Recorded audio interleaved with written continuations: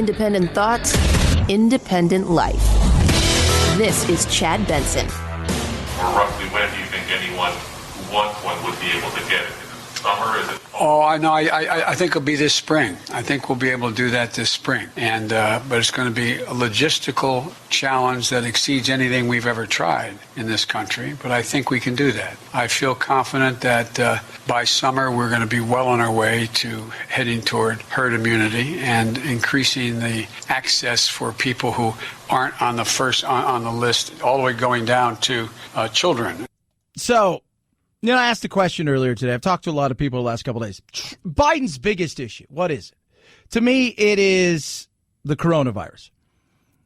The coronavirus became political. Remember, it was a year ago that this thing really kind of splashed here, but we still weren't really understanding the full severity of it. You had people like Fauci out there saying, hey, you don't really need to wear a mask and don't really have to worry too much about it. But we saw what it was doing in Italy. We saw what it did in China. I was talking about it before the end of last year. I was telling everybody, hey, guys, they've closed down a city that is as big as Los Angeles in China. There's something here. And here we are a year later, 400,000+ deaths. Who knows how many Americans have been infected with it. And we've got to figure out how we get through this thing, because as that goes, so goes everything else. And we're seeing that. Yesterday, you saw the governor of California, who has done an absolutely, at best, piss poor job, Gavin Newsom, in trying to figure out what he's supposed to do, not supposed to do, because he has made everything political, which is what this thing has become. And because of that, he's facing a recall effort. A recall effort, by the way, that is picking up steam. A recall effort, by the way, that is not only picking up steam, there's a joke is how many vaccines have been administered to how many people have signed the petition to have him removed. So what's he doing? Well, he's decided, hey, you know what? We got to change course. We got to get out of this thing. We do. We absolutely do. Yeah, because as this thing goes, so goes not only the health of the people, but the health of the community financially and mentally, the health of our children mentally. And he, along with many other governors, have basically flubbed their lines. We're seeing a flattening of the curve. Everything that should be up is up. Everything that should be down is down. Case rates, positivity rates, hospitalizations, ICUs, testing starting to go back up, as well as vaccination rates in this state. But we are not out of the woods. No. And really, none of that stuff. I think Sunday was the worst day they've ever had as far as deaths. And again, that's misleading, because when did those people die? Did they die that day? No. Did they die the day before? Those are just the deaths that are reported. But at the end of the day, it shows you how all these governors across the country have been grappling with this. Next door, I'm in Arizona. Guess what? Our governor didn't do a lot. Our economy, while hit hard, wasn't hit as bad as some other economies. And think about this. We're a state that lives off of times like this, where not yesterday, because the weather here, we had a little bit of snow around in Phoenix. But normally this time of year, people are coming from all over the country, getting ready for spring, training, which they've wrote a letter. Many of the mayors around this, state have written the Major League Baseball and tell them, hey, you know what? Maybe we push this off for a month, or maybe not do it this year. But we're a hospitality industry kind of state. And at the end of the day, we still haven't been hit as hard as California. California is like, they became shut-ins to the point where everybody finally said, we're not going to be shut-ins anymore. We're not going to do this. We're out of this. Arizona, Florida said, you know what? We're going to kind of see what happens. Both of us have ended up in the same place. Both of us have ended up in a situation where we haven't done a good job. But could we have done worse? Could we have done better? I don't know. What I do know, though, Biden, along with all the other governors across this country, have to figure out how we get to herd immunity fast. Can we get to herd immunity in a real way? Some of that's going to be the fact that some people have been infected by it. I test positive for the antibodies, so at some point in time, didn't feel good. I was infected by it. Do I need to be inoculated, if you will? I don't know. My doctor says, you know what, push yourself to the back of the line. It's not a big deal at this moment in time. because you've already been through it. You've got some antibodies for it, but we need to get there. To me, that's his biggest. Other people say it was got to unify the country, impeachment. No, you get through this, it changes the outlook for a lot of people because people want to work. They don't want money handed to them. Some people do, but most people want to work. Most people want to see their kids back in school in a normal way of life. Not only back in school, but enjoying their lives, back playing sports, back hanging out with their friends, back interacting because it helps their mental health. But we've got to get to that point. How close are we? We've only vaccinated about 5 to 6% of the U.S. population. Things are moving too slowly. We need to really ramp up to around 3 million Americans per day in order to reach 3/4 of the U.S. population by the summer. So we're only at about a third of that rate. So things really have to pick up, especially with the new variants emerging. This may be our one chance to make an impact nationally, especially with the numbers kind of going down right now. And that's something to think about as well. We got a new variant, but we're talking about now bumping it up to 1.5 million a day. You have other people out there saying we need to get to 3 million a day if we're going to really put a dent in this thing. That's Dr. Peter Hotz right there. So how many people do we need to vaccinate, and how many people have had this thing where if you put the two together, because that's something else we're not talking about. Some people have already survived this thing, have gotten through it, whether they've been really sick or they've been asymptomatic or if they've just, felt a little off. How much of that will help us get back to the way that we used to live? Dr. Fauci said something interesting. Herd immunity is not an absolute yes or no. If you have a lot of people who are either vaccinated or have already been infected, you could approach herd immunity and get a degree of protection from it. And that's what we need. Biggest thing to me that Biden, the Democrats, and the Republicans are facing is this. And then it's the, do we have enough supply? Can we get it to the states? Somebody yesterday said, Chad, this is a states issue. I said, well, here's the deal. It's both issues. And the reason for it being both issues is because the vaccine, for all intents and purposes, is being held by the feds. So the state itself isn't purchasing any of their own. Some would like to, but then you can get into a bidding war. There could be issues there. And because of that, the feds are a part of it. And then from there, it's up to the states. Some states are doing great. Oddly enough, West Virginia seems to be the model that people should be looking at. Other states, horrible. Other states are leading by, hey, you know what matters? Let's do it through racial equality, and we'll do it through this, and we'll do it through that. To me, at some point in time, I think we just say, let's open it up. You guys start making appointments. Let's get people vaccinated. We're trying to do it in these, we're going to put you here, we're going to put you here, we're going to put you here, this age, this person of color, you can't. At some point, it's just time to get people vaccinated. Maybe I'm wrong, but I think once we solve this, we can fight about the other things, unifying the country, things of that nature. And all that is going to be overshadowed at times because we have, yes, another impeachment. So they delivered yesterday the articles. Mr. President, the managers on the part of the House of Representatives are here and present and ready to present the article of impeachment, which has been preferred by the House of Representatives against Donald John Trump, former President of the United States. The managers request that the Senate take order for the trial. The managers now request leave to withdraw.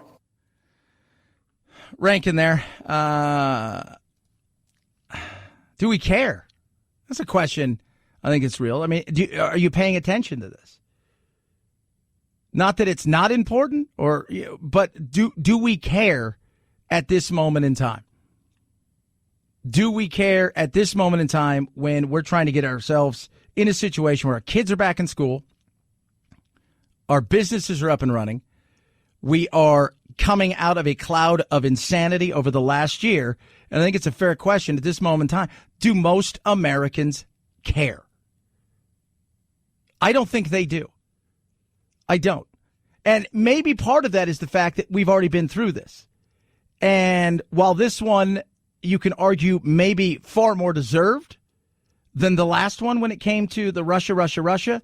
But I think a lot of people see this even more as partisan, but it's a continual reach to go after Trump. And I think there's a lot of frustration there for a lot of people out there who would say, hey, why aren't you guys doing things that can help us? Because in many cases, the stuff you guys have been doing have hindered us or hurt us. I don't even think there's a basis for impeachment. They didn't even have a hearing in the House. Now they're going to turn around and bring about impeachment, yet they say they're for unity. I mean, they beat him up before he got into office. They're beating him up after he leaves office. I mean, at some point, give the man a break. Move on. If you truly are about moving on, move on. The idea that they're going to do impeachment, that's not going to bring our country together. That's only dividing our country. So it's a fair question. And that as well. Do most people care about this? Not saying it's not important. Not saying we don't look at some stuff. I think there are other people as well that are going to be in some serious potential trouble, especially some Congress people. But at the end of the day, do the Americans care at this moment? Is it a pressing thing? At night, are you thinking about, oh, my God, I hope they go after Trump? Or are you thinking to yourself, we can't go another month like this. The kids can't go another month like this. We need to get our kids in school. We need to get our business back open and fully running. 323-538-2423 at Chad Benson Show is your Twitter. Tweet at us, text the program. Hope you're doing well on this beautiful Tuesday. All right, AMAC, Association of Mature American Citizens, fastest growing over 50 organization in the country. Great things that they're doing out there. You know, one of the things they want to do is make sure they had somebody who was lobbying out there on your behalf for things like common sense immigration reform, making sure that there are things like Social Security and Medicare that are solvent, and that when you're ready to take them, or your mother and father are ready to take them, that they're there and they're not messed with. On top of that, they offer benefits like retail, restaurant, hotel discounts, travel discounts, insurance discounts, all kinds of things. And they do something to me that I find to be amazing, which is they'll help you with questions like, should I sign up for Social Security now? Should I take it? Should I not? Medicare's confusing and, part this, part that. They'll walk you through all of those steps and help you out. Easy to join. Pennies a day. I think it's like $16 a year. Join now. Go to amac.us/Chad, amac.us/Chad to join amac.us/Chad. Chad Benson Show.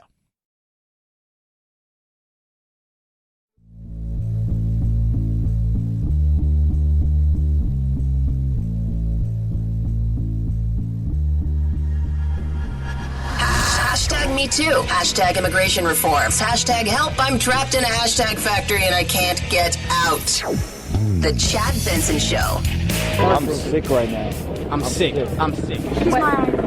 Since his passing, an outpouring of public art honoring the athlete, spanning from Florida to Italy. The website KobeMural.com maps the sites where people around the world can pay their respects. This morning, LeBron James and other NBA stars reflecting on the loss of not just a basketball great, but a trailblazing entrepreneur and a loving dad. It's a lot of things that die in this world, but legends never die. 1 year ago, I remember where I was. I was dropping Jack off. We had a good weekend, and I was talking to his mom. We were standing around, and we got an alert on the phone that says, a helicopter went down in Los Angeles about 30, 40 minutes earlier, And then it said with the possibility of Kobe Bryant, and then we were sitting there, was dropping him off, and then it was confirmed that Kobe was on there and there are no survivors. And it was like, whoa. Like that's, he was a legend. And old in basketball terms, young in life terms. Lot of stuff to do. And it's been a year. But you think about what has gone on in the last year. I mean, that seems like forever ago. And remember, we went through, end of the football season, we had Kobe, the Super Bowl, and then that March came along, and March seemed like the longest year of everybody's life. That was the longest month I can remember.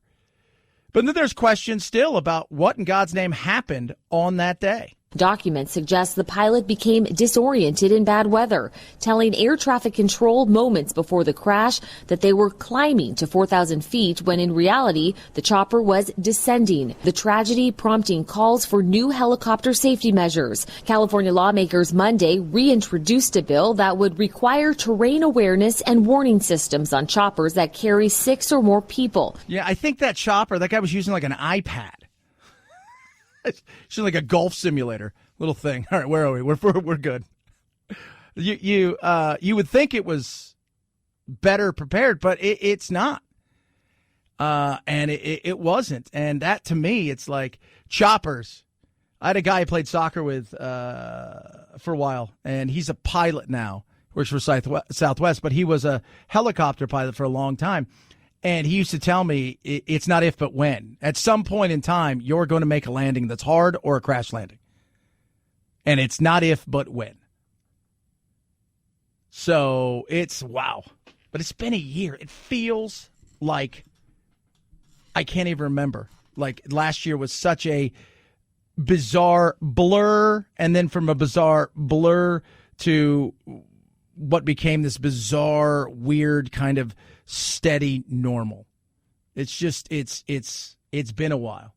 I think we're ready to get ourselves back out there living life. 323-538-2423 at Chad Benson Show is your Twitter.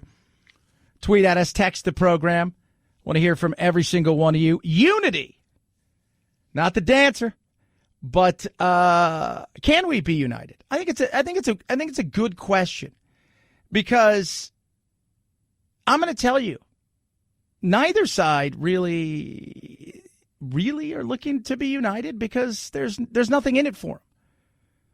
Peaceful harmoniousness, if you will, which is never going to be achieved because we're always going to disagree on something. We're going to talk about the unity side of things, because with unity and harmony and stuff like that and kumbaya, which will never happen, but with more unity comes less conflict, and less conflict means less opportunities to stand out and raise money. 323-538-2423 at Chad Benson Show's your Twitter. Tweet at us.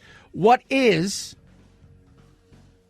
Biden's biggest issue facing it? Is it unity and uniting the country as best as possible? Is it the coronavirus? Let me know. Tweet at me. Text the program. Chad Benson Show.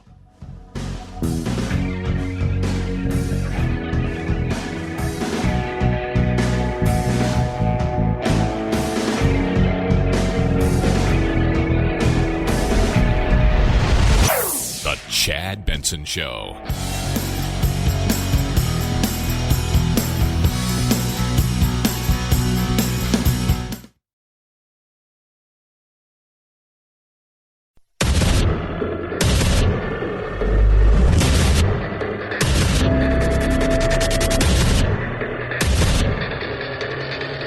Independent thoughts, independent life. This is Chad Benson. There was an inconsistent partnership between the federal government and the states. I mean, on the one hand, you don't want the federal government to do it all, but you also don't want to just leave the states on their own and say, here you go, here's the vaccine, go ahead and do what you want. You've got to have a steady flow of material, communication. You have to have coordination and cooperation. There are some areas of the country where there's vaccine lying around and it's not going into people's arms. He's right. You know, somebody was talking to me yesterday, Chad, this is all the states' faults. In some instances, states have done a poor job of distributing it or getting people in a position to distribute it. In other parts of the country, they've done a good job. They just don't have enough. And he was trying to explain to me, no, this is all the states. No, the federal government has the contracts. They're the ones who are controlling it. They control what you get and what you don't get. You can't, as a state, go buy. Detroit tried to buy. New York, California, all of them have tried to buy on their own. I don't know what Detroit was going to pay for it with. I have no idea. They've sold everything to try to pay off all their debt. Remember when they sold? Remember they were selling stuff out of their museum? Hey, we have a Renoir. Can we get anything for this? Oh, my goodness. That was hilarious. So in some ways, once the state gets it, it's on them. But here in Arizona, we asked for another 300,000 vaccines, they're like, you're going to get 169,000. Okay. Like, I can't, there's no controlling that. That's the Fed issue. Both have a part to play. Once it's distributed, it's on the state. But until then, there's not a lot they can do. Can't make their own. They're not making their own. But the quicker we get out of this, the better it's going to be for everybody. Doesn't mean we're going to be united. And that's the big thing. Can we unite? Can we unite? I think on some things we absolutely can. And I want everybody to understand, and I think this is where things get squirrely when it comes to politics. The average politician, you don't know who they are. You couldn't pick them out of a lineup. You don't know who they are. They come and go to work there like any other place. They could be an accountant. They could be a doctor. They could be, a software engineer. You wouldn't know them. Couldn't pick them out of a lineup. Case in point, David Schweikert, who's a congressman out here, he'll come visit me every once in a while. Great guy. Like the guy a lot. He's not my congressman, but really nice guy. And he'll come in every once in a while, and people will go, who's that? And these are people in the newsroom. I'm like, that's a congressperson. People don't know that. People don't even, most of you probably have no idea who your congressperson is, both at the state level and at the national. Those people can agree on a lot of stuff on the left and right. The big picture for the parties is there's no money in unity. Same thing with the world that we live in as far as the media side. There's no money and or eyes, which get revenue, in unity.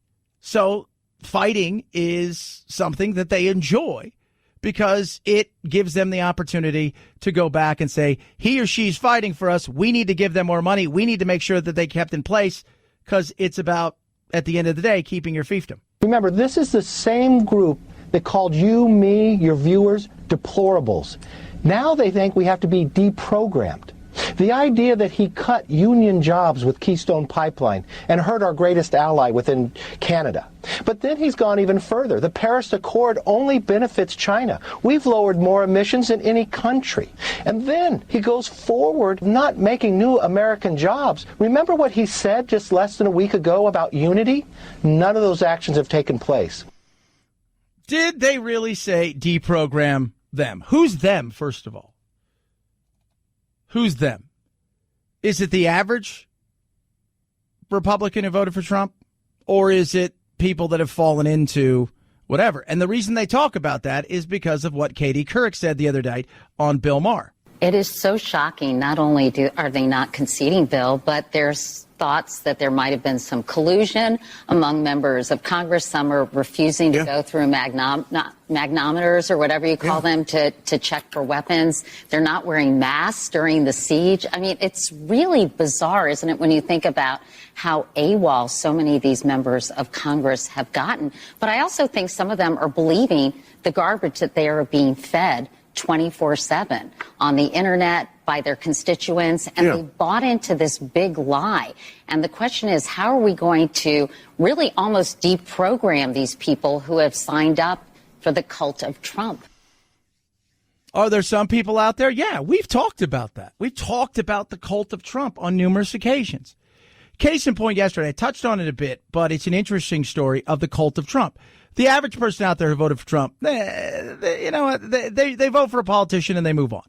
That's what it's about. But there are people out there that, well, they get into it and they become something and they bought into it and they did what they did in the Capitol. And some of them thought, oh, we're doing this for Trump. Not that they were doing this for the freedoms and liberties of this country. They were doing it in many cases for Trump. And this is an interesting story. I'm going to touch on it again about a boy and his father, what his father did, and then what he threatened to do.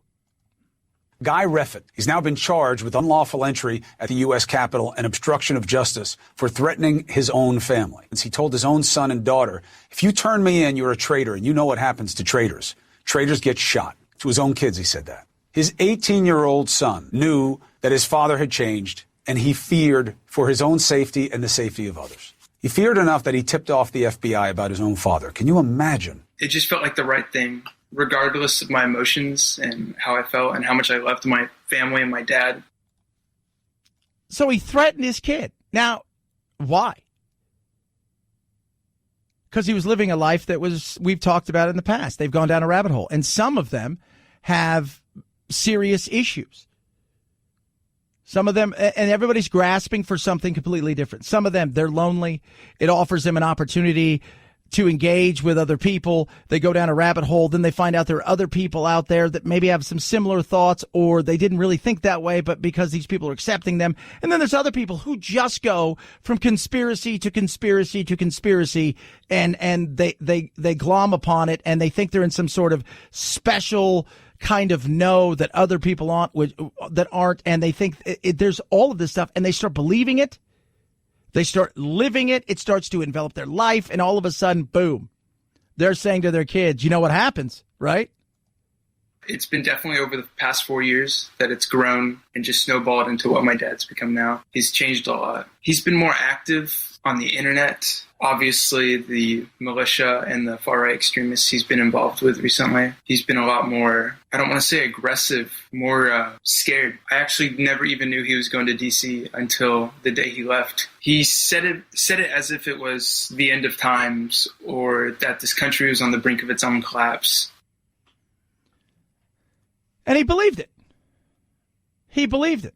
Now, the actions on that day, regardless of the rhetoric, the actions on that day were the individual's actions. Did Trump play a part on that singular day? I think a lot of people played a part up until then. And long before Trump was there were the Qs and everybody else. They're not going anywhere, by the way. They'll just refigure, and they'll decide what now is the newest, latest thing that they should be involved with so they can stop the deep state or expose the lizard people or whatever it is that they're doing. So when, his son goes on to blame, he was manipulated by Trump. To me, you did your own thought, but it starts with other people along the way that play into that. Trump happened to be the perfect storm for them. He felt that they gave him that, hey, they're behind me 110%. And at the same time, they felt like, oh, he's given us a voice. He recognized us. Wink, wink, nudge, nudge. Decoder ring. He's got stuff for us. He would be like, I'm about to do something big. And obviously that was Washington, the Capitol riots. I didn't know that at the time. And he was never like this before? Not even remotely. He would never say the stuff he did to me a couple years ago. Me and my sister. And when you say this stuff about how upset you were, he started giving you ultimatums about picking a side? He said, choose a side or die. And if I chose a certain side, I would cross a line and he would do something he didn't want to do. I did feel threatened at those comments. That's Jackson Reffitt there talking about his dad, who he turned in, which had to eat him up. But your dad's telling you he's going to kill you if you choose a side? Wait, what? Are you kidding me? You're doing what? And his sister, he has a younger sister apparently, also a situation where you're not just thinking about yourself, but Dad, you've gone down the wrong path. And some of these guys now who have gone off and did what they did now have been picked up and are facing real jail time. Jake Angeli or Chansley, the guy with the buffalo horns and everything, he was extradited yesterday to D.C. His attorney's like, look, spoken to him. He's like, he realizes now that he got in over his head. He did. He got in over his head. And some of these people get sucked in. Deprogramming, is there a cult of something? I think it's more a cult of Q and conspiracies than it is Trump. Everybody blames everything on Trump, which I find to be ridiculous, but it is what it is. Did he play along at times? Yes. But it's more a cult of Q than a lot of other things. And you saw how fast they turned on Trump once they realized that it wasn't coming, right? It's not coming. He's not fixing it. He's not coming in and arresting Biden and everybody else. I do think what he was doing, he thought was right. But in the end, what he was doing was not right for himself or his family or the country even. I hope he realizes that soon enough. And if I could say to him right now, I would want to say I'm sorry what I've done, but I did think it was right as well. People say, would you turn your dad in? If my dad was threatening to kill me, because I knew my dad, and no, he wouldn't threaten. He would just do. So, but my dad would never do that. That person went down, a dark path and was looking for something that wasn't there, as a lot of them were. That's scary. Deprogramming from Trump and the Republicans to make them think something different, if that's where Katie Couric was going with that. Deprogramming from things like Q, or having not so much deprogramming, but having some therapy for some people. We had a lady out here who was a Q follower, and, the mask thing, she blew up. She lost her business, the whole 9 yards. She went down the rabbit hole, and, she's talked about it in the past. She's writing a book that she had to go to therapy. She had to do a lot of things. She was losing her family, her friends. It became an addiction. But when you say words like deprogramming, you make it seem like you can put people in a camp. And that's the scary thing. 323-538-2423 at Chad Benson Show's your Twitter. You're not going to unite the country when you say stuff like that. But how interested are you in uniting the country? Well, it's a fair question.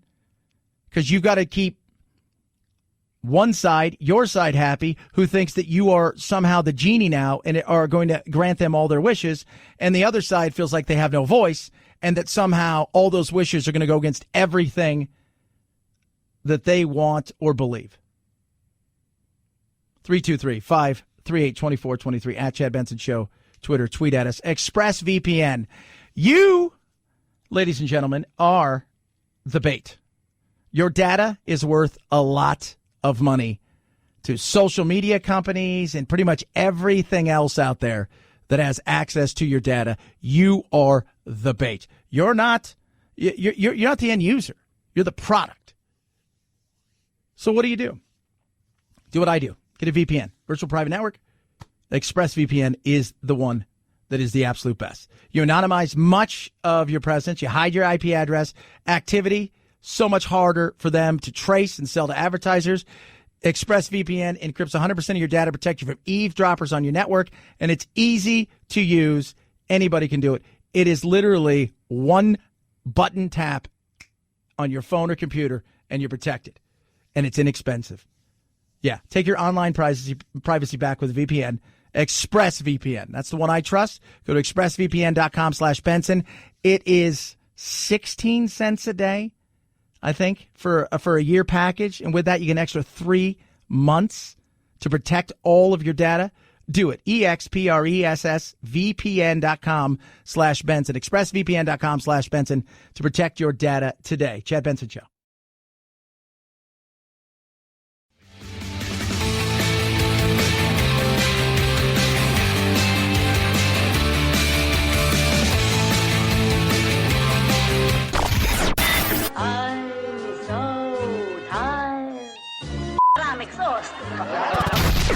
If you're part of the politically exhausted majority, don't fear. Your time to be validated and rejuvenated is here. Wake up. It's the Chad Benson Show. We remember that Super Bowl spot, just one of the many memorable ads Budweiser has delivered during the big game since 1983. Budweiser. Now the king of beer stepping back this year, parent company Anheuser-Busch saying they won't be airing a major commercial for Budweiser during the Super Bowl, instead donating the money it would have spent on airtime to COVID-19 vaccination awareness efforts. All this after a similar move by Audi, Pepsi, and Coca-Cola were sitting out game day advertising entirely. Again, all this due to the uncertainty being caused by the pandemic. Yeah, the cost this year. So Coca-Cola again stepped out. Hyundai's now stepped out. Pepsi, Budweiser, Audi. Is it all because of this? I don't know. I think some of it's the cost. That's what they're saying. A lot of people are hesitant to pay $5.5 million for a 30-second slot during the game this year. I do not see to me, a reason why I'd spend $5.5 million this year. The NFL's got to make up dollars. I get that. That's a ton of money, though, for a 30-second spot. And we were just talking off the air. The football game, in many cases, is secondary. The thing that matters most to most people whose eyes are on the game that day. Yeah, football's a big part of it. That's what brought everybody there. But the commercials and the halftime entertainment. This year it's the weekend, and who knows who else will show up. But it is very interesting when you think about the cost. $5.5 million. And what they're going to do with it now, which is also going to be interesting. But there's no Clydesdales? No Clydesdales, no puppies, no red and blue iconic soda cans, no vats of guacamole. No. So I guess it's, I don't even know what it's going to be, right? I mean, there's going to be Taco Bells and those. I don't know. Taco Bell's owned by Pepsi, so who knows? But we'll get the good ads. There's some already out there starting to leak, but it's going to be different. Not seeing these. There's going to be a bunch of ED commercials. Remember that when they said, hey, let's cut back on those? They're the only ones who will pay. 323-538-2423 at Chad Benson Show's your Twitter. Tweet at us. Text the program. Love hearing from all of you. What's Biden's biggest issue facing the country? Is it uniting us, or is it taking down the pandemic? Chad Benson Show.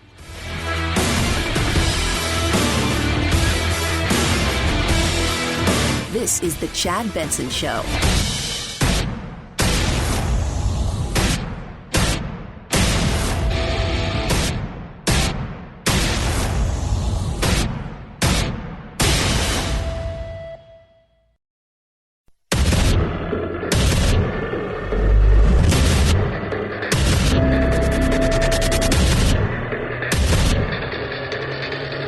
Independent thoughts, independent life. This is Chad Benson. Vaccine production meant for all of us, for the public. I think what it means for all of us is that we have to buckle in for these next few months, that there's not going to be general population availability at scale, we think, until probably late April, early May. And herd immunity, we don't think is really going to set in until the middle of July. Middle of July. Depends on who you ask. Is it going to be the middle of July? Is it not going to be the middle of July? Dr. Gupta right there. Could it happen? Couldn't it happen? How many people are we going to vaccinate a day? Million? Well, you think 100 million, but the reality is that's not a lot. Like we said, it's like 20,000 a state. Which when you break things down, some states, they don't need 20,000 a day because they just don't have that population. Wyoming, Montana, they're not going to get to that. Other states, 20,000, and they may do 15, 20,000 in a city. So they're going to do a lot more, obviously. But is it enough? Or roughly when do you think anyone who wants one would be able to get it? Is it summer? Is it fall? Oh, I know. I think it'll be this spring. I think we'll be able to do that this spring. And but it's going to be a logistical challenge that exceeds anything we've ever tried in this country. But I think we can do that. I feel confident that by summer we're going to be well on our way to heading toward herd immunity and increasing the access for people who aren't on the list, all the way going down to children. Biden, now he's thinking maybe 1.5 million a day. 30,000. Yeah, those things could easily be done. But other doctors are saying now we need 3 million a day to get where we want to get to. We've only vaccinated about 5 to 6% of the U.S. population. Things are moving too slowly. We need to really ramp up to around 3 million Americans per day in order to reach 3/4 of the U.S. population by the summer. So we're only at about a third of that rate. So things really have to pick up, especially with the new variants emerging. This may be our one chance to make an impact nationally, especially with the numbers kind of going down right now. 1.53 million. None of it matters if we can't get it to the states from the Fed side of things, and there's just not enough out there. And then when the states have it, It's up to them. But the battle there is some states do it great. Some states are going to be awful at it. And we're seeing that. Some states are a joke. California. Like, what are you guys doing? Oh, you're making everything. First of all, you're making everything woke. Like, got to have the woke vaccine. So it's got to be based on where you fall in the intersectionality chart. You also have a situation where it's confusing. Okay, if you're this age or older, you can get it. If you're under this age, but not this age, you have to go over here to get it because they're allowing you to do it over here. If you're none of those things, but you have comorbidities, you can't go to either of these places, but you may be able to go over here. Doctors can't give it in the way that you would think. Hey, can I just go to my doctor's office? No, because we're making them fill out so much crap and paperwork. It's a joke. And until we get this under control, we're going to have a lot of chaos and craziness, which is what we have going on. Yesterday, Gavin Newsom decided to open up California. You don't think things are political? Why is that? Because he's facing a recall. At this point, he knows he's facing something serious. Something that started out a little bit of no big deal, has now got everybody paying attention. Oh, this guy may be in some serious trouble. Oh, yeah. Why? Because people are over it. You're over it. I'm over it. Everybody is. Hey, maybe we need to double mask. Maybe we need to get our lives back. And we've allowed the governments, state-wise, to control things. And they, no matter what they do, whether it's locking everything down or allowing things to stay open, we kind of end up at the same damn place. And that's the frustration that people are having. But it shows you the politics of it all when Gavin Newsom's like, hey, you know what? I'm deciding I'm going to open everything up.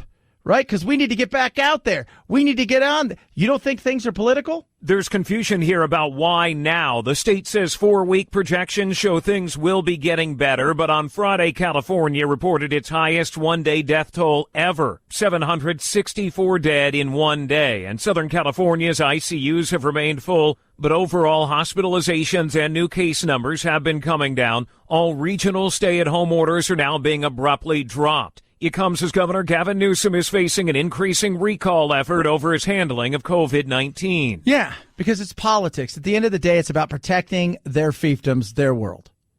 Do as I say, not as I do. I want as much control as possible. As long as I look like I'm doing something, then people will be okay with it. Some people will be frustrated. People are over it. A year ago,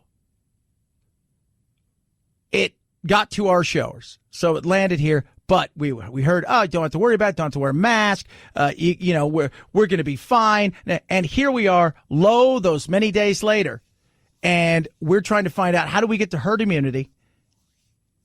How are we going to do that? Is it going to be some of us have had it, some people are going to get shots? What if nobody gets, what if a group of people, say a quarter to a third of the people that should get shots, over 18, decide not to? Are they going to hold us hostage? Till we get this thing under control and until we say we've had enough by voting some of these people out, if we have to, sooner rather than later, recalls are a great way to do it. The frustration level is going to be through the roof for a lot of people. And Biden, everybody's looking at you because they thought, okay, Biden's in, Trump's out, everything's going to be great. It's not going to be great until we get this thing under control. Or until we allow people to make certain, well, if you get sick and then you give it to me and then I give it to grandma, she dies. Most people have no idea where they caught it. No idea. No idea. Now you got a new variant that has landed that's more contagious. Is it more deadly? Does any of this stuff even work? We haven't asked that question either about this. But we've got a South African one. We got one coming from the UK. This seems crazy. On Monday, 2 new states reporting occurrences of the highly contagious UK strain. And overnight, Minnesota announcing a local resident who had recently traveled to Brazil has the country's first known case of the Brazil variant. There's a Brazil variant? So, yeah, frustration. So getting it under control is of the utmost importance to move forward. because we want to live our lives again. We want to go to the movies. We want to see our kids back in school. My God. We need that. We need that. We need to get back out there and living our lives. And some of us, they've been affected more than other people. But at the end of the day, a lot of the serious questions that need to be asked aren't being asked. What if this thing doesn't come under the control that you think we need to get this thing under? Because I don't think America and the world is going to handle another year like this. The way, will we get through it? Yes. But will there be so much harm and so much destruction to economies globally that it will take God knows how long to get out of it? If we have another year like this, absolutely. I firmly believe, because we're seeing the financial tsunami. It's now slowly but surely starting to come. You've got an overbought stock market that I think is going to pop sooner rather than later. You've got a fight in the Senate over how much money we're going to be giving to people, already talking about when the next one may come. Getting this under control is huge. But the case of, what if we got a new virus and that's like the coronavirus, but it's a new strain and nothing works? What then? Endemic instead of pandemic. Learning to live with it, through it, and around it. I've been saying it since the beginning of this, is what we need to do. Moderna, one of the 2 vaccines currently used in the U.S., now looking at how its shots hold up against these new strains. The company saying experiments show it protects against the UK variant, but that it provoked a weaker response against the South African variant, and is studying a couple new options, including a possible booster shot. We still have no idea of how easy for you to transmit to other people. I mean, yeah, you have to wear a mask. You don't. We should double mask now. Okay. So second thing is do we have to get these every 90 days? I mean, we're having trouble doing it one time. All things that I feel like aren't being asked in a real way. They weren't being asked with Trump because he just kind of gave up and it had nothing to do with voting. They don't pay attention. And he didn't. Hey, I got the vaccine. You guys go on your way. And on the other side of things, they're not going to ask him any tough questions, Biden. Not for a while, if ever. And if you do, you're a jerk, which is a bunch of crap. 323-538-2423 at Chad Benson Show's your Twitter. Tweet at us, text the program. Love hearing from every single one of us, arguing, fighting, laughter, love, whatever it is. Feel free. I try to get back to you guys as much as I possibly can. I like the fact that we're engaged in conversation. I do. I was telling the guys, though, you know, some people out there, they send me stuff every single day about Dominion machines. I'm here to tell you guys, you lost. It's over. We're moving on with our lives. Well, what about this? Well, no, it's over. It's over. You guys are fighting a battle that you lost. And, but we're the Dominion machines, we're going to touch on that a little bit later, just the insanity of what's still going on out there for some people. And it's crazy. It is. I don't get it. I don't get how you go down that rabbit hole and you can't get yourself out of there and you won't accept anything. That's the other thing. Some of these people I talk to, I'm like, even if you went to, you got all the information you thought you needed to get, and it was presented in front of you. If you didn't like that answer, because the only answer you will accept is I'm right, it doesn't matter. You can't have a conversation with somebody like that. You're not interested in any other answer than the one that you want. 323-538-2423 at Chad Benson Show's your Twitter. Tweet at us, text the program. Love hearing from all of you. A little what's trending and some Disney wokeness. Oh, yeah, Disney's getting even more woke than usual. Wait to hear this. Chad Benson Show.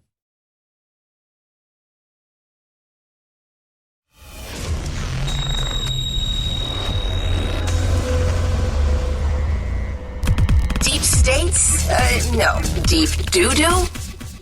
Yeah. The Chad Benson Show. 5, 4, 3, 2, 1, 0. Ignition. Liftoff. Now it's time to find out what's trending. What's trending? Yeah, what does that mean? I mean something, right? Like it's trending on the old internet. What's trending? Let's take a peek and see what's trending on the old interwebs. Because I enjoy checking things out. Let's start first and foremost in the magical world of, yes, kids, Twitter, where people fight over all kinds of stuff. Kobe, trending. It's the year anniversary, you call it that, to mark his death. A helicopter crashed. Him, several other people, including his daughter, on the way to a basketball game from their home in Southern California out to Orange County, California.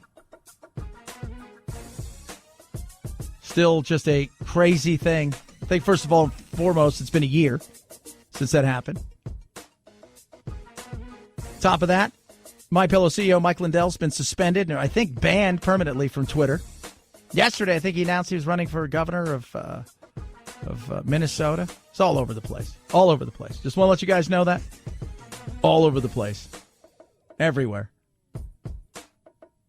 Head on over to the magical world of Google, which is more. Google's got a ton of different stuff.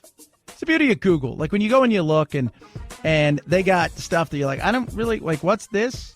Like, what is, like, you know, I don't understand who this is. This a band? Who's this?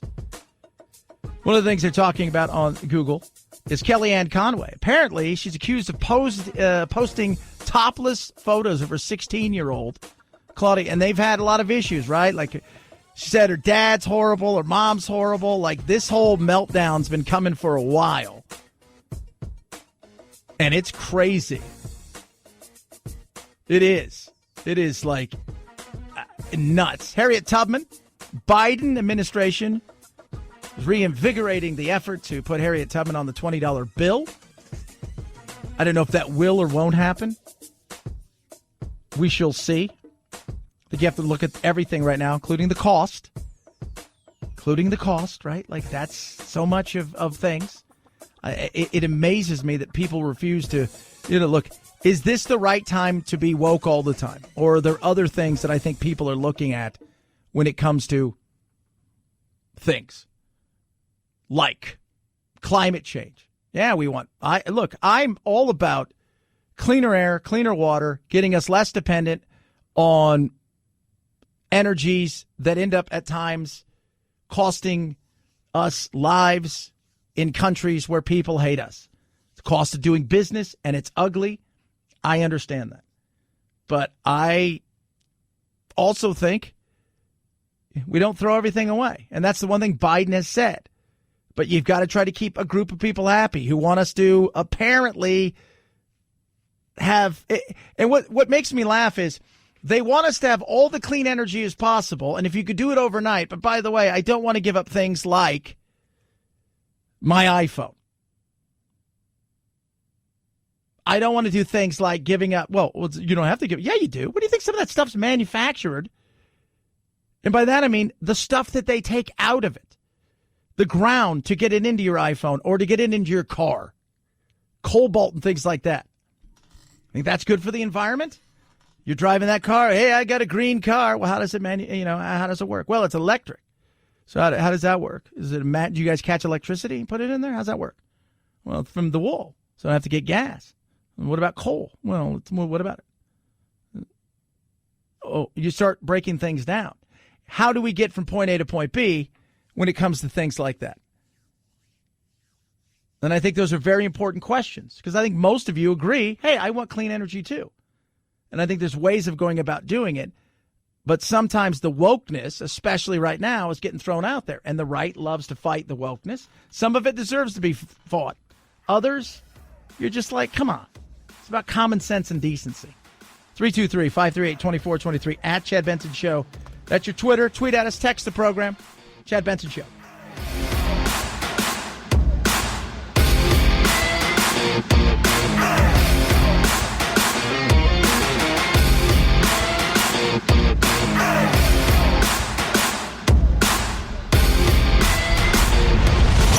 The Chad Benson Show.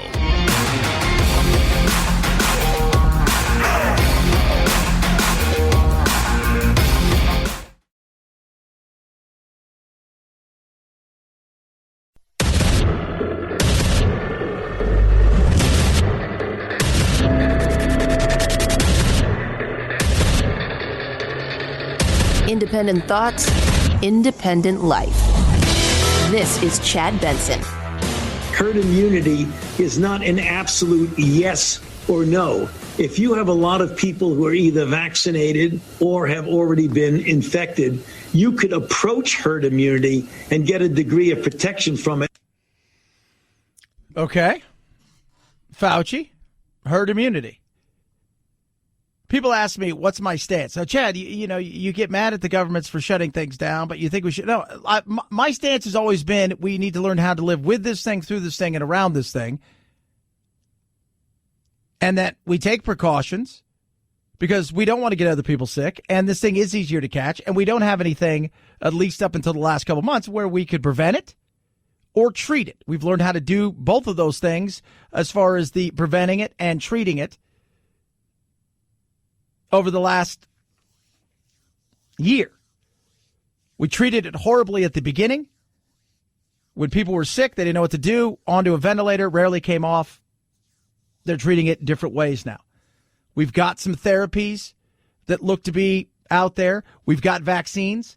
But I've always thought to myself, this feels like something that has the potential of being here, being part of the flu season society, not really going anywhere and just being around. And because of that, if we don't learn to live with it, through it, and around it, it's going to hold us hostage. And I understand there are people out there that are idiots. Well, I don't believe it's real. Okay. I can't fix that. I can handle me. I can be responsible. I can listen. Hey, the store I went into last night, went into Target. They asked me to put a mask on. I put a mask on. Why? Because that's what they've asked me to do. It's their store. It's not my store. It's their store. I've always said, if they come into your house, they tell you to put a mask on, you say, kiss my ass. I'm not doing that. No, that's a negative. Sorry. Not doing it in my car. If I'm out at the park with my kids. No, I'm not. But I go into a store. I'm going to ask you to do something. If they ask me to do something, I'm going to do it. But we were too busy fighting each other, and now look what we have. In saying that, everybody talks about, well, America's doing a horrible job. I have news for you. Look around the world. It's a nightmare in a lot of places. Outside of being on an island or an authoritarian country where you could tell everybody, if you leave your house, you may never go back in your house. They're having troubles. Look at Britain. No matter how much they lock down, it ain't changing. France, struggling. Germany. So there are issues everywhere. We hyper-focus on us. We're the worst of the... But we also are dealing in a situation where we have 50 individual mini countries. Well, how was that? Each state does its own thing. The feds, but then you go and you realize, oh, wait, my state does its own thing. We have states' rights, and they're going to decide how these things get administered. What goes on? Are we being forced to wear a mask? All of that stuff. So, yeah, we've had our issues, but the big issue is we're not addressing a lot of the stuff that should be addressed. Like, what do we really need to get to the point where we can start getting back out there? What's the acceptable ratio of people that have either tested positive for it and or who've got the vaccine, where we can get back out there, get our kids back in school? My son is struggling like you cannot believe. I love Jack. He is my world. And I will tell you this, over the last year, he has had a wave of emotions that has been an absolute, it's tough for me to watch. Same thing with my little brothers. My one little brother is just, he's beside himself, and he already has enough issues. And not only not going to school, but not playing sports. It's nuts. It is. So we're going to have to face the reality that not everybody may get vaccinated for whatever reason. And we're going to have to then say, all right, well, here's the deal. You had your chance. You didn't do it. We're moving on with our lives. And I wish there would be some actual people who had the cojones in government that have the authority to not so much stamp it down like that, but say it like that. And we have to say, hey, we got to take personal responsibility. That's it. Personal responsibility for ourselves. When people freak out, I can't believe these kids were at a party. I'm like, well, they're kids. What would you have done when you were 20? Same thing. Because you think you're invincible. And 99.99% of them aren't going to get sick and die. Well, they could transfer. Yeah, they could. That's absolutely right. They could. But that's when you take responsibility for you. 323-538-2423 at Chad Benson Show is your Twitter. Tweet at us. And one of the other things you're talking about is like, I need to get my dog vaccinated and my cat potentially vaccinated for this. Are you kidding me? Nah, we'll just put him to sleep. It's not very nice, Chad. It isn't very nice. Would you? No. But my dogs don't go anywhere. They don't come in contact with anybody else but us. So I don't know what to say at this point. At this point, like, if now you're talking about my dogs and cats being vaccinated. What if we had to cull our animals? So they've already looked into reptiles, and they said it doesn't seem to be any thing that transfer. You know, you're more apt to probably get salmonella, if anything, from them, or if you have something venomous. On the other side of things, dogs and cats, what is it, a gorilla tested positive for the antibodies? But, man, could you imagine if they're like, all right, you know, like the mink. Remember that in Denmark? They culled like 1 million mink? What if they say, we have to get rid of all of our animals? To cull every animal. Like, kidding me? How would that be? Oh, my goodness. What would PETA say? Oh, I don't know. 323-538-2423 at Chad Benson Show. Your Twitter, tweet at us, text the program. Love hearing from every single one of you. Yes, impeachment the trial is going to happen. You knew that was coming up. What's it look like? What are the chances that something's going to come out of this where he is convicted? Remember, it's political.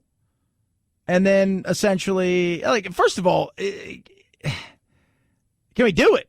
You know, that's one of the other things. Some people say, I think we can. Other people are like, well, it was all about removing him from office. He's not actually in an office. So I don't know. What's the testimony? Who's testifying? We know what the president said at the rally. We know a lot of what the president did and said leading up to the rally. So the question becomes, what else might they find? And I think the only thing that they could find that might make the difference would be something that the president did or didn't do on January the 6th. Dan Abrams. Yeah. I mean, it's from election night till that day, there's the issue.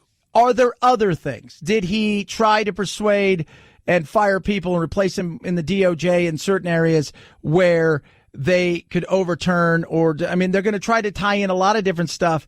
But the thing is, the issue is it's about inciting insurrection on that day. Is that going to be enough to do anything? I think if this happened instead of January 6th, December 6th, you might have seen this pick up more steam from the Republicans. But I think as they've moved further away from it, as these people are getting prosecuted, as stuff is starting to take place where we're looking at other things, I think most people are like, time to move on. It's time to move on to other stuff. You want to revisit this later, revisit it if you have to. But at this point, he's gone. He's not on Twitter. We've moved away. There are things like coronavirus, the stimulus, immigration, stuff like that we need to get through. That this is a political thing. This is a game you guys want to participate in. The rest of us have other things that we're doing. We've slowly started to see that mass of Republicans go retreat back to their corner. And what we're witnessing is both sides really reflecting the sentiment of the voters in their bases. Yeah. But I've talked to a lot of Democrats who are like, if they want to do this later, I guess, but most people are at the point where they're looking at other things that are top of the mind for the American people. The stimulus being one of them. That's a huge thing. Are you going to get something done? Is there going to be bipartisan agreement? Can you guys work together? Not only can you work together, and working together, remember, usually when there's a bipartisan issue that they come to an agreement, either it's something that nobody cares about, and that's a slam dunk, right? Like that's an absolute slam dunk where everybody's like, yeah, that's duh. Like that's the dumbest thing in the world. Like, why do we even have that kind of question about, don't you guys think that, like like unicorns are great? Oh yeah, great. Whatever. I mean, we all come to some sort of stupid thing, or it's to spend your money. Those are the two times they come together. Now it's, can you guys come together, actually have a dialogue where you disagree about some things, actually give some while you're getting some. So you're going to give a little bit, but you're also going to get a little bit. Where it looks like there's actually a negotiation rather than being steamrolled. And I think a lot of Americans would like to see that happen. Can you do some things where, you know what, you wanted all of these things, but you didn't get all of it. You guys wanted to stop them from getting all these things, and you wanted some stuff. Well, you gave some of those things, and you got a little bit as well. That's a negotiation. That's bipartisan. Rather than, are puppy dogs nice? Yeah, we all agree. Or give me everything. Okay, you give me everything. Well, it's not our money, so let's spend it. No, we don't want that. We want an actual agreement where if you guys are going to work together, there's give and take. Because there's a lot of stuff that we don't need in this bill. And there's also a lot of stuff that we need to have. So we'll see how they work out. You just never know. And I feel like, I said today, what's Biden's biggest issue? It's the coronavirus, because as goes the coronavirus. Think of it in sports, right? No matter how dysfunctional something may be, if every week you win, that dysfunction isn't very loud. But when you start to lose, that dysfunction grows. And right now, the winning is the coronavirus. It'll take care of the rest. 323-538-2423 at Chad Benson Show's your Twitter. Tweet at us, text the program. Love hearing from every single one of you. Emotional support animals. Joining just about every other major airline, Southwest announcing it, too, will no longer accept emotional support animals on board flights beginning March 1st. It comes after so many people claimed a variety of animals were with them for emotional support so they could take them out of carriers and didn't have to pay a fee. Now only trained and licensed service dogs for the disabled will be allowed. Service dog handlers will have to show proof. Passengers can still fly with certain pet dogs and cats, but they'll have to remain in a carrier, and they'll cost $95 each way. So you can, if you actually have an emotional support animal or an animal that, can detect if you're going to have a seizure. Or, one that should be. You can't take your ostrich on there because it makes you feel good. It has to be something real. It did get out of hand. Let's be real. 323-538-2423 at Chad Benson Show is your Twitter. Everybody's got a story about being on an airplane. I think producer Anthony's like, yeah, there's like a Great Dane sitting next to me. He's kind of looking at me face to face. And, everybody's got a story about that. And I get it. I don't want to put some of my animals beneath, especially with the way that some of these animals are handled and what ends up happening to them. But it did get way out of hand. People bringing on all kinds of stuff. All kinds of things. And I have my animals fly all over the country. My lizards to do for the breeding, and my snakes, they fly, and you pack them the best that you can, and you get special stuff inside their boxes that's a little bit different for dogs and cats, I think. But I tell you what, I'd never in a million years think about bringing my giant lizard on. He's my emotional support animal. Oh, my. Speaking of animals, Wounded Paw Project. Been working with them for quite a while. They're an amazing organization. They rescue dogs and cats that would otherwise be in situations, dogs that would otherwise be in situations where they'd be euthanized. And when I talk about this, I think people don't really get the kind of animals they rescue. So you're talking about dogs that at one time were fighting dogs in some cases. So actual fighting dogs and bait dogs, dogs that should probably, in anybody else's mind, be euthanized. And they take them from that shelter And they train them to be service dogs for veterans, first responders, and their families. And the work they do is amazing. And it's for some of it, it's soldiers who are struggling, getting back into the normal day-to-day, adapting back into life because they struggle with PTSD. Maybe it's an injury and they need an animal to help them with that. Or maybe it's things like they've got a child that's got autism and this animal will help. Find out the work that they're doing and figure out how you can give by going to woundedpawproject.org. You can donate a vehicle. They love it if it flies or floats. Great tax-deductible gift. Go to woundedpawproject.org. See how you can help. woundedpawproject.org. You'll be saving a paw to save a life. Chad Benson Show.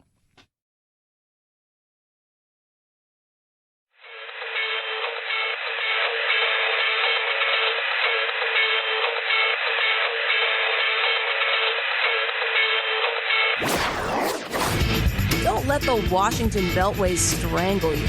This is where the exhausted majority comes to refuel, realign, and reevaluate. This is Chad Benson.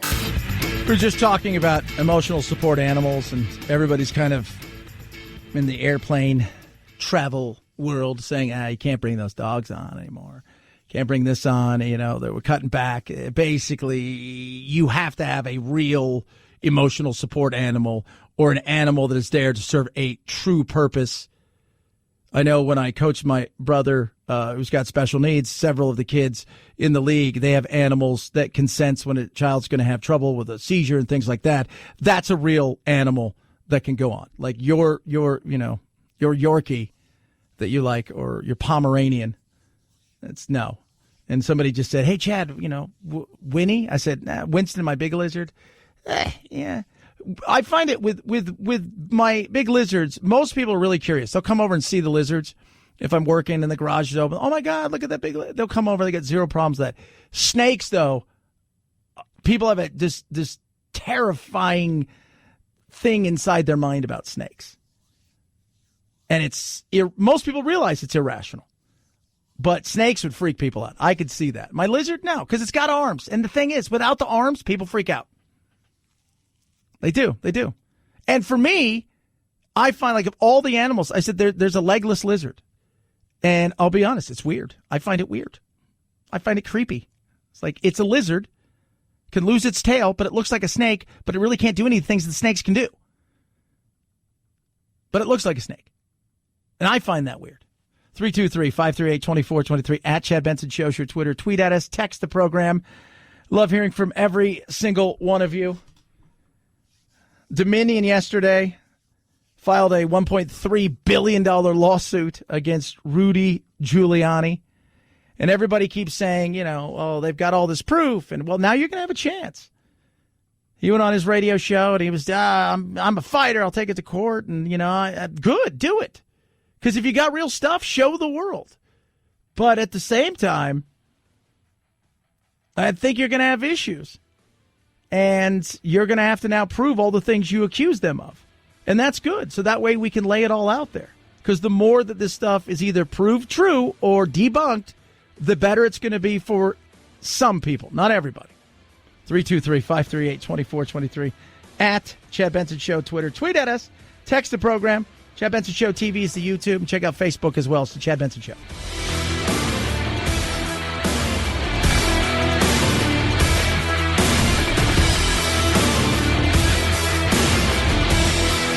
This is the Chad Benson Show.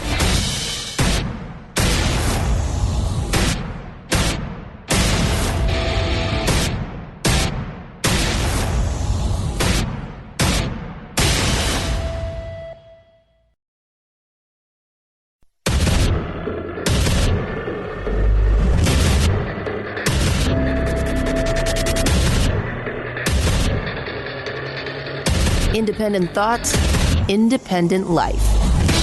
This is Chad Benson. Roughly when do you think anyone who wants one would be able to get it? Is it summer? Is it Oh, I know. I think it'll be this spring. I think we'll be able to do that this spring. And but it's going to be a logistical challenge that exceeds anything we've ever tried in this country. But I think we can do that. I feel confident that by summer we're going to be well on our way to heading toward herd immunity and increasing the access for people who aren't on the first on the list, all the way going down to children. When will we get there? What if we don't get there? Then what? Fair question. Coronavirus. Start to get the coronavirus sussed out, get states to open up, and we could start to move forward. Find some normality that we should be living our lives, and it's going to take a bit. I get that. But we're going to have to learn to live with this thing, through this thing, and around this thing. And as we continue to see more variants of this thing, God only knows what will happen if something else pops up and these vaccines don't work. Oh, my God. Then what? I think that's a fair question. So far, the data looks good. We've seen data from Moderna and others that the vaccines have a good amount of buffer. There was a study published yesterday looking at neutralizing antibodies, although it does show that antibody levels against the South African variant were about 6 times lower. So that is concerning. That's Dr. John Brownstein.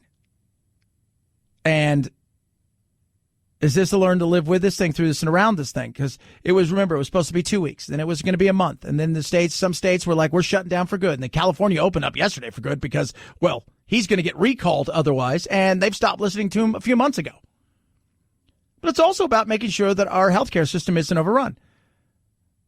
Yesterday here on my local show, we talked to a nurse who was talking about the fact that, we were crushed. We didn't have space.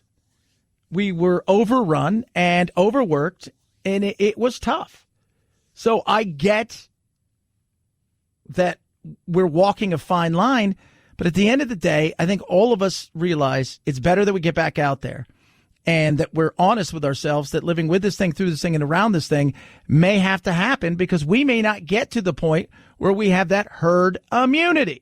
Herd immunity is not an absolute yes or no. If you have a lot of people who are either vaccinated or have already been infected, you could approach herd immunity and get a degree of protection from it. Dr. Fauci there. Translation. We may not get there the way that we thought. We thought we get the vaccine and it would go smooth. And as we've realized, that's not happening. The battle between the states and who's got what and who can get what. And you got to be 75 to get it here. Over here, you could be 65. Over here, you've got to have comorbidities and you could be any age. It's frustrating. So we may not get there the way that we thought. And then the thought process, 100 million people.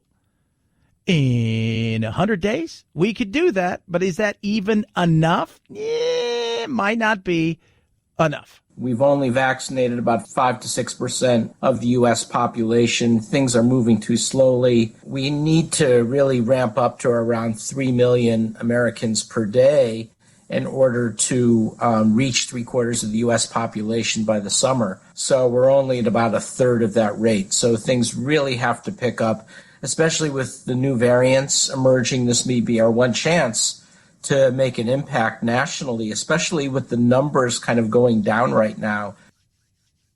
So, and this is where you're honest with people. We're going to give it till summer. And by then, we feel that everybody should have ample time to get a shot. Johnson & Johnson coming into the marketplace potentially in the next 30 days will be huge because it's a one shot vaccine. But we still haven't had the questions answered. How long is this going to last? Well, we don't know. What if you had it, you have the antibodies for it now, how long does that last? We don't know. Okay. Fair enough. But come out and tell people that. Because if this is an every 6-month thing, are we back in this? Are we going to see flare up and we're shutting down? We can't do that. Uncertainty, it just can't happen anymore. People want certainty. Right now, we're certain that this is a giant cluster hump. Outside of that, so learning to live with this thing, through this thing, and around this thing is something I've always preached, and you're in charge of you. My son went out and partied last night. Well, you know what? Your son needs to, if you're worried about it, needs to figure out where he's going to stay so you can protect yourself. Calculated risk. Those are the things that we should be looking at and talking about in a very real way about learning to live with this thing, through this thing, and around this thing. Because the thought that we're going to stop it magically or that everybody's going to take this overnight or it's going to go smooth, it isn't going to get there. And there's still going to be probably, yesterday, was it 80% of, so Walgreens been tasked to go into nursing homes and administer shots. They said 80% of the staff refused to take the shot. Well, what are we going to do now? You can't go see grandma because she's not going to get a shot or he's not going to get a shot. Doctors in a lot of hospitals waiting, but they're taking it more so than nurses. Nurse I spoke to yesterday said, no, amongst the nurses, there is a real pushback. I don't know what to say, but I know this. All of us are over wearing the damn mask. All of us are over social distancing, not being with our friends. All of us are over the fact that our kids can't be in school, playing sports, living their lives. And we're sick and tired of being dependent upon the government for both the federal and the state level of, can we go outside? Can we not? Do I have to wear a mask? Do I not? Oh, now you're going to open up everything because you are worried you're going to be recalled, Gavin Newsom? And you've shut down everything over here because a study that has nothing to do with outdoor dining, you've now said covers all dining, and there's no scientific proof to it. We're over it. We're over it. Learn to live with it, through it, and around it, and that means personal responsibility for all of us in the actions. And even if you're perfect in your actions, doesn't mean you still can't catch it. I do very little. I'm a social distancer by nature. I tested positive for it. Don't know how. I mean, I got the antibodies. So even if you're perfect, still doesn't mean you might not get, you might get it, you might not. And some people who don't even care may never get it. Don't know why. But until we tackle this, everything else is noise. Because most of the people I talk to are worried about vaccines, getting back to work, getting their damn kids in school. Because I tell you what, my damn kid needs to be in school right now because he is struggling. He misses sports. I mean, you go from, I couldn't imagine what it's like being his age. By then I was playing club soccer, and I was playing soccer on a daily basis. He played club basketball and football. There wasn't a season didn't go by that he wasn't doing one, if not both. He hasn't played a game in a year. Practiced a few times. And it's been tough. And the anger, and it eats me up inside. And God knows when the kids are going to go back to school. My mother said my little brother Elijah is having troubles like you could not believe. You saw what took place in Las Vegas. They finally said, we got to bring the kids back because there's a spike in suicides. It's tough. It's time. Learn to live with it, through it, and around it. But we need action, and we need, along that action, a plan of this is what's going to happen. This is how it's going to happen. We're going to leave it to the states, but as far as we're concerned, by this day, we're back at it. 323-538-2423 at Chad Benson Show is your Twitter. Tweet at us, text the program. Love hearing from all of you. All that being said, you got other things going on out there. The stimulus is one of them. We're going to touch on the stimulus. Where are we going? It's been 1 year since he died. We'll talk about that as well. Let's talk about having your house stolen. When I say that, people are like, how does somebody tow your house away? No. To steal your house, which is easier to do than stealing a car at this point. All you need to know is your address and your name, which are all publicly on record. Why? Because so is your title, right? So there's your name, there's your title of your home. Home Title Lock is there to protect you. Why? Because people go, they find out what your address is, your name is, then they forge everything, make it look like you have sold the house to them. But you have no idea. Then all of a sudden you get a phone call here and a phone call there. Then all of a sudden, and you think that's stupid, then you start getting stuff in the mail. Somebody's taking out money, second, on your house. They've taken that money and done whatever they want with it. Then you go to court, by then it's too late. And in some cases, you may be evicted from your own home, having never done anything to sell a house, but that's what's happening. Profitable for them, horror for you. Home Title Lock is there to protect you, so you know when things are happening to your title. You're alerted to it. And should anybody get by, Home Title Lock's there with $250,000 to help you fight it. Protect your home now with Home Title Lock. Go to HomeTitleLock.com, register your address to see if you're already a victim, and use code radio. You're going to get 30 days free protection to help you through the crisis and the chaos that may be coming. And it's happening more and more, especially with people getting the title to your home and then holding it hostage and ransom. Oh, you don't want that. Code radio at HomeTitleLock.com. HomeTitleLock.com. Use code radio. Chad Benson Show.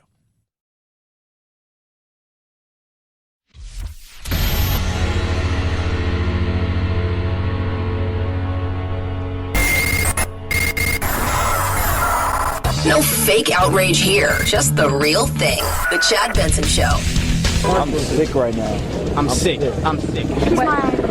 Since his passing, an outpouring of public art honoring the athlete, spanning from Florida to Italy.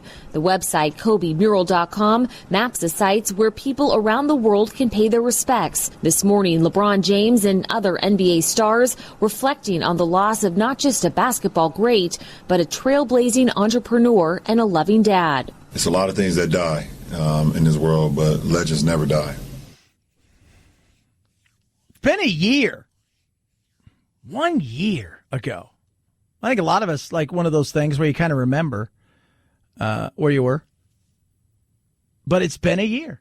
I was with Jack, and I remember we had a good weekend. We went to SeaWorld and did stuff like that. And I was dropping him off at his mom's house. And earlier we got in a thing that the helicopter had gone down, and then it was reported potential person on board was Kobe Bryant and a few others. And then you got it. Yeah, it was, I think it was, I don't know who it was, like a sheriff or somebody got in trouble because they talked about it and when they weren't supposed to, and then there was no survivors. And like I was talking about earlier, my son's a huge basketball fan. And it was just, but it's been a year too. And I think to myself, it feels like forever ago because we've been in this bizarre holding pattern that started with the coronavirus finally getting here, and then slowly but surely from there getting to that point where it was real, what may happen. You're seeing states do certain things. Then it was like, boom. And then March hit, and you're like, oh, my God, March. That was the longest, I keep saying it's the longest year, month ever, but it felt like a year. March was the longest year of my life. It was crazy.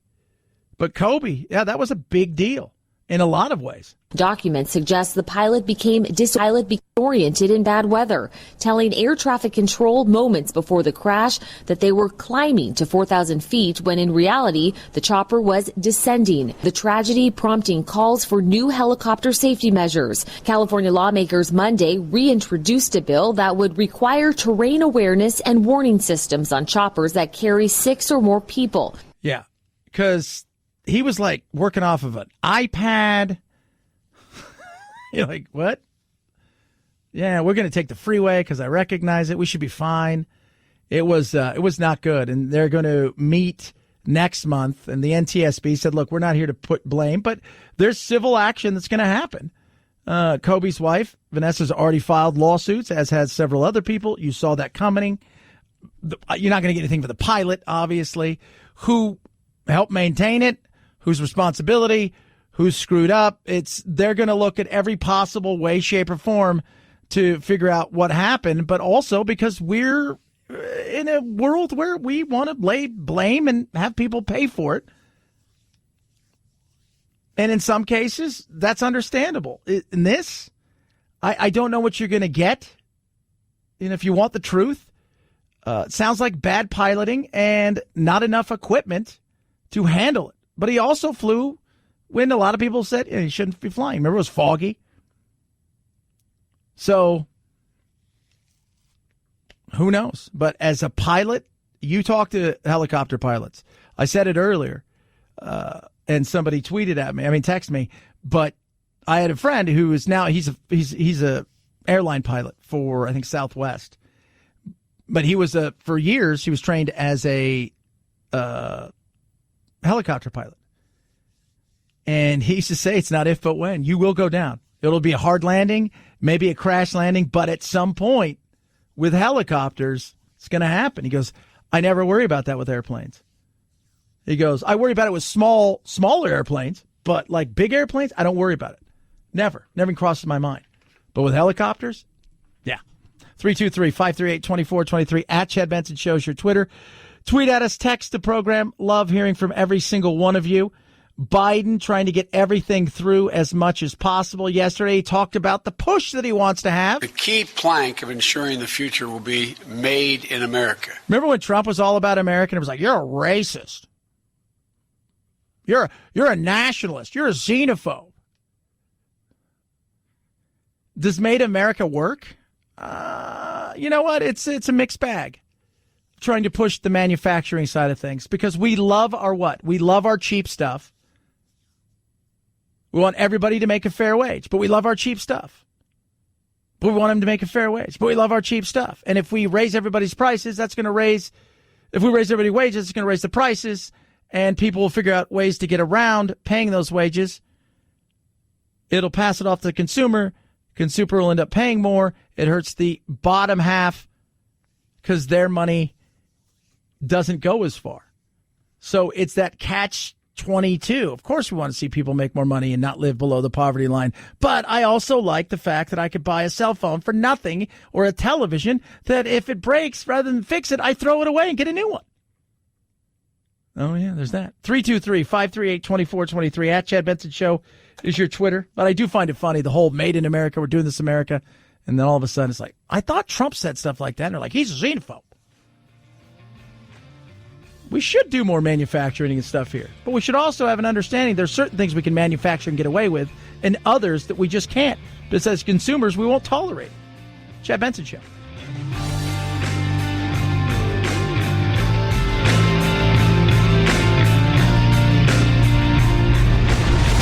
The Chad Benson Show.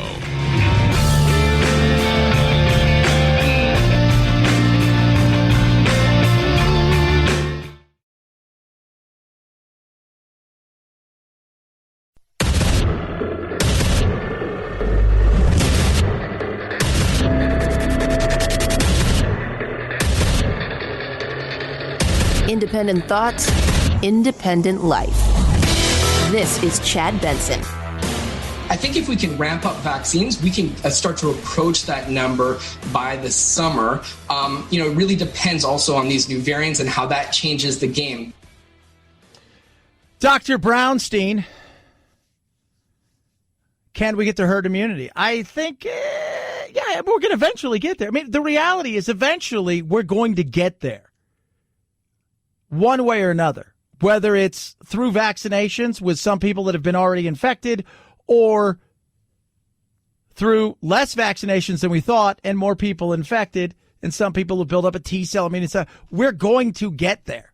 It's just how fast can we get there? And the other side of things is a lot of places that I talk to in their states, because I'm lucky. I'm on a bunch of stations across the country and they'll tell me some states it's like, hey, you know what? We have all this extra vaccine, but due to regulations, we got to get rid of it, and we can't give it to anybody. Some states are like, you know what? We tried to vaccinate 4,000 people. 2,500 showed up. We have an extra 1,500. We're going to go out into the community and go and find out if the local businesses, restaurants, people want to be vaccinated.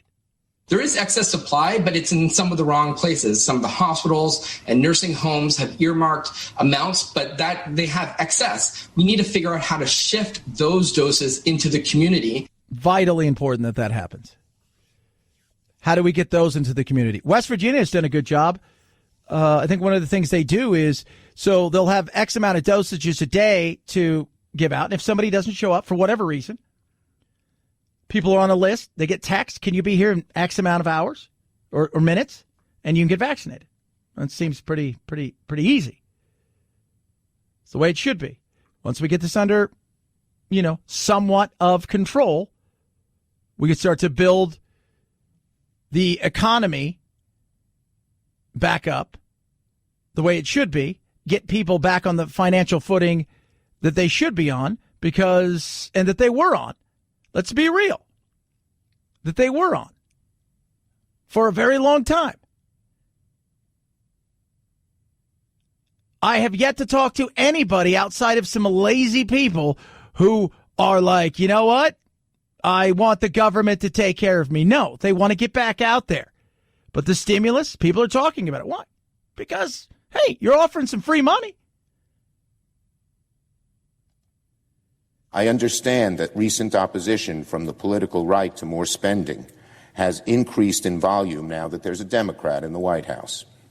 But the pandemic doesn't particularly care that there's been a change in the administration. The needs of our country are still great. Yeah, Chuck Schumer. I think most people are fine with the needs of the people. Some of the other stuff that's been in and out of these things is where people are worried.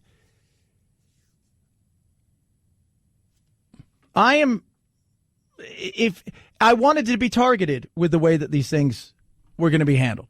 I talked about that for months and months. This thing should be targeted specifically to industries who are absolutely crushed. Restaurant industry, the travel industry, where we could focus on it and get the people the help they need. Do I think that in some of these bills that were thrown out there and the things that have passed and some of the crap in there that we need to be putting in there? No, I don't. I don't think we need to do that at all. I think most people will agree. But this is what happens when you give them the opportunity to play with unlimited purse strings. There were a lot of Republicans that were upset about the spending, but they were outnumbered easily. We should be concerned about the insanity of which we're printing some of this money. We're going to have to pay it back. And yeah, we own a lot of our own debt, but you and I probably won't pay it back, but our kids, they may. And that puts us also at a risk around the globe. We need to be smart. And it needs to be targeted. But when you have a chance to strike because you think I've got them over the barrel, you do it. The Senate is going to press forward on another COVID relief bill. We want to work with our Republican colleagues to advance this legislation in a bipartisan way. But the work must move forward, preferably with our Republican colleagues, but without them if we must. Yeah, they don't care. It should be smart. It won't be. It'll be excess. They'll spend as much as they possibly can that they think that they can get away with. What can I get away with? How much can I spend here and get away with it? And if you're sitting at home and they're going to offer you another X amount of dollars, you're not going to say no to that.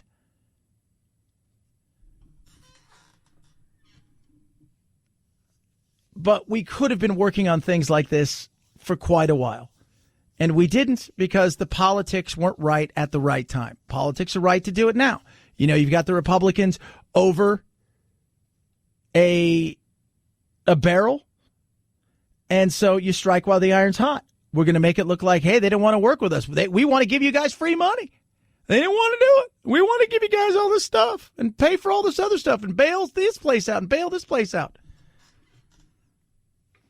No, we need to be smart, but I know that there's not a lot that the Republicans are going to be able to do. That's why you're going to have to pick and choose in the coming months and year plus where you decide that you're going to fight the battle that you know you can fight. What's that battle? Well, one of the things you have to do, and it's tough because one of those is going to be impeachment. One of those things is going to be like, all right, we're going to have to fight impeachment. There's some hills we need to really go, you know what, that's a hill that's not worth dying on. And other hills where you're like, we need to fight tooth and nail for stuff like this. We need to fight for every ounce of our being, fight this thing across the board. But they're going to have to fight impeachment, which is an absolute frustration to the Republicans.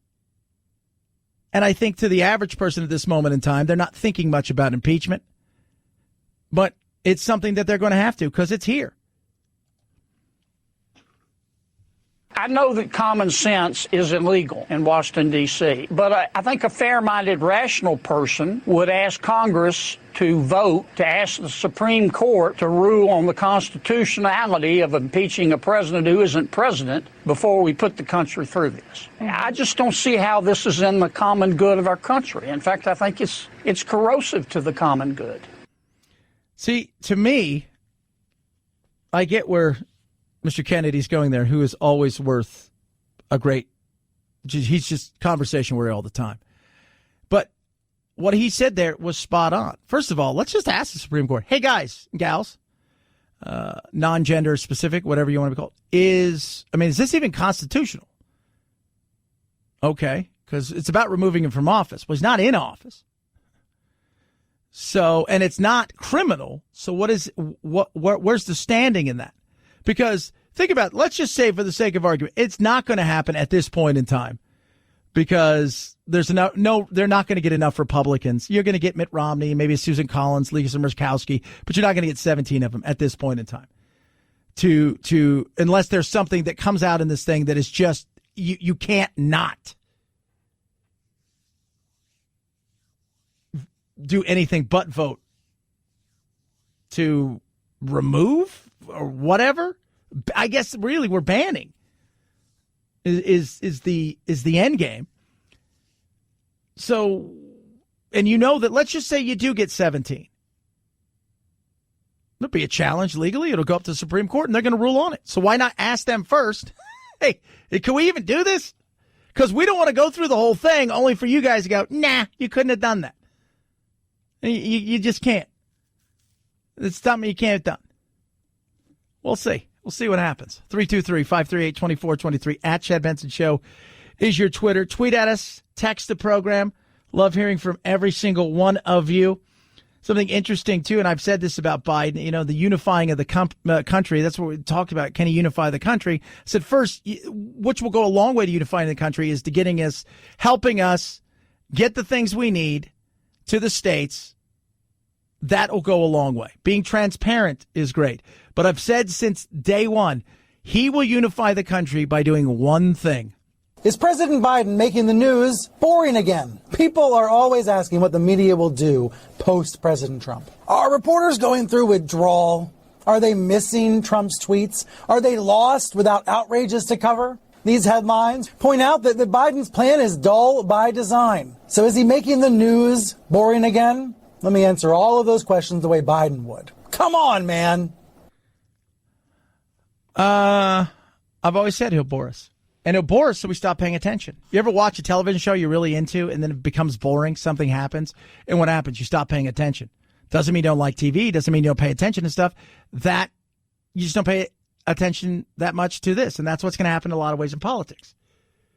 The right side of the media will have a good time for the next 4 years. It's much easier to play offense than defense, which is what they've had to do with Trump.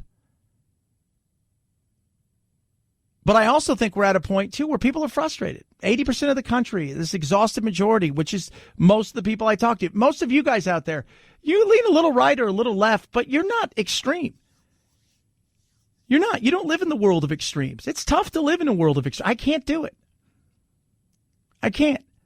So I think most of us we want civil discord. If we're going to have some discourse in this country, let's have some discourse. We're fine with that. But we want to find some commonality in things as well. And don't fall for the craziness on both sides. The last 4 years, everybody fell for the craziness of Trump and his tweets and his bad guy. I mean, I saw Spike Lee the other day compare him to Adolf Hitler. I'm just going to say the insanity of that. Adolf Hitler started a war that killed 50 million people. His regime and his Reich killed 6+ million Jews. Donald Trump being an a-hole and tweeting and saying things you don't like, there is no comparison. He is not Pol Pot. He is not Chairman Mao. He is not Stalin. He is none of those things. People screamed and yelled about it. See, college kids, you hold up a sign of, hey, who's worse, Donald Trump or this guy? Oh, it's got to be Donald Trump. Oh, that's Pol Pot. He killed 3 million people, died under house arrest. Who's worse, this guy or that guy? Oh, it's got to be Trump. He tweeted something mean. Yeah, there was a lot of derangement syndrome, and the media lived on it. And they were as guilty as Trump was in a lot of this stuff. Now the right has to figure out how they can do the same thing. How can they gin up chaos and craziness? I've said he's boring, and he's going to be boring. And people realize that. And I think for a lot of people, we could use a little boring in our lives when it comes to politics because there's other stuff that's not boring. Is President Biden making the news boring again? No way. We are living through history right now. January alone has been one of the most tumultuous months in all of American history. And there is nothing boring about the COVID-19 crisis, nothing boring about this national emergency, as Biden has rightly identified it. With more than 3,000 Americans dying from COVID-19 every single day, it is a story that demands our attention, demands our focus, even though so many Americans feel desensitized. Brian Stelter, by the way, is just awful. Brian Setzer, amazing, right? Stray Cats, his orchestra. Brian Stelter. But the media now is focused on how do we get vaccines into people's arms? How do we do all this stuff? There was a game that they played as well, the left-leaning media. They didn't give Trump a break. Never happened. He didn't deserve a break at times. But the boringness will come because eventually we're going to get through this. And then what do you guys have? Tell me. What do you guys have? Just curious. Even through all of the pandemic, most of the focus from a lot of establishment media was the people on the right refuse to wear a mask and they hate science because of Trump. And Trump screwed up the pandemic. Bill Maher said it over the weekend. He's gone now, so you can't blame him. 323-538-2423 at Chad Benson Show is your Twitter. Tweet, text, 5.5 million. That's what this will cost you, and many companies are saying, nah. Chad Benson Show.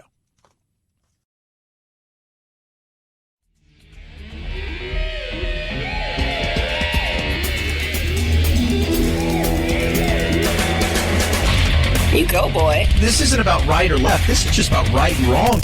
Right you are, Chad. The Chad Benson Show. What is this place? Pixar's animated hit Soul is among the 10 films released in 2020, selected by the American Film Institute as, quote, culturally and artistically representative of the year's most significant achievements in the art of the moving image. Ma Rainey's Black Bottom and Spike Lee's To Five Bloods also made that list. Who's got your back? Better Call Saul, The Crown, and The Mandalorian made the 10 TV picks, with Netflix scoring the most film and TV entries with 8 total. This is the way. Christopher Watson, ABC News. By the way, I saw Soul. It was awesome.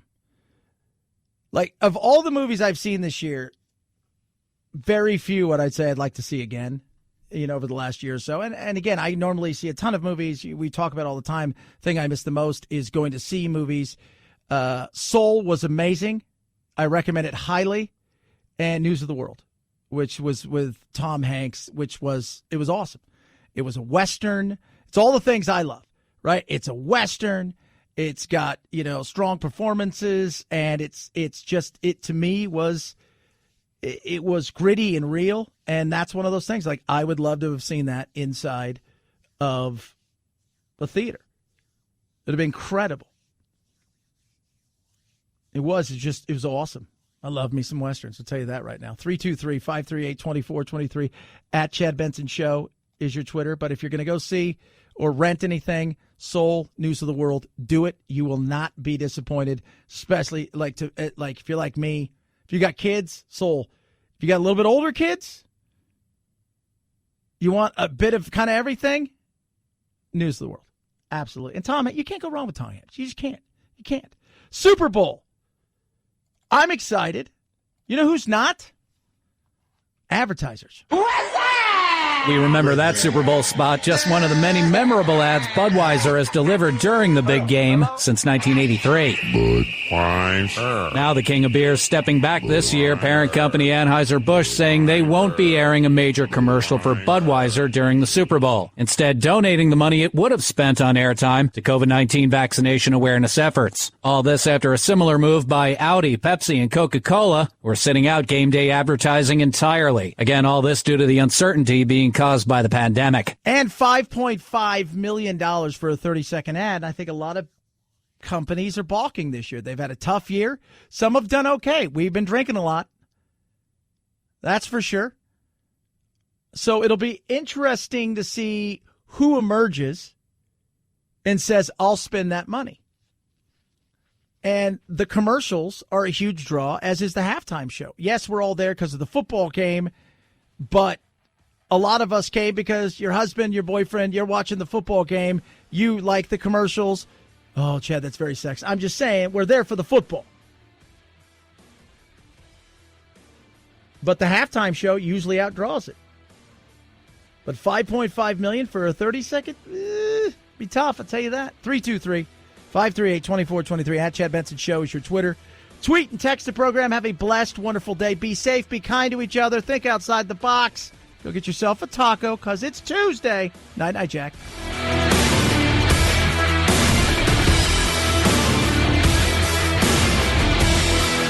This is the Chad Benson Show.